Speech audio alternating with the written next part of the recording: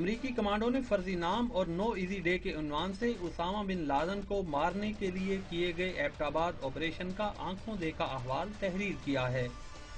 کتاب کے منظر عام پر آنے والے اقتباسات میں انکشاف کیا گیا ہے کہ اسامہ نے اپنے بیڈ روم کے دروازے سے باہر جھانکا تو ایک کمانڈو نے بن لادن کے سر میں گولی مار دی۔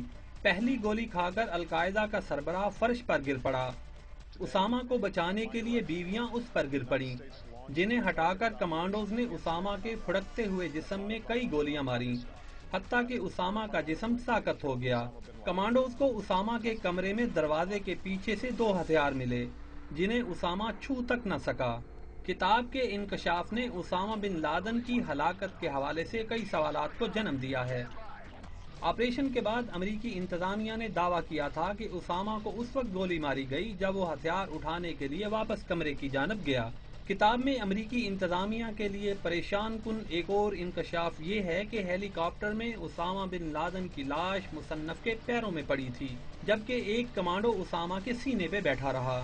مصنف نے لکھا ہے کہ کمانڈو میں کوئی بھی صدر باراک اوباما کا مداح نہیں تھا۔ ایک کمانڈو نے یہ بھی کہا کہ انہوں نے اس آپریشن میں صرف اوباما کو دوبارہ صدر منتخب کرایا ہے۔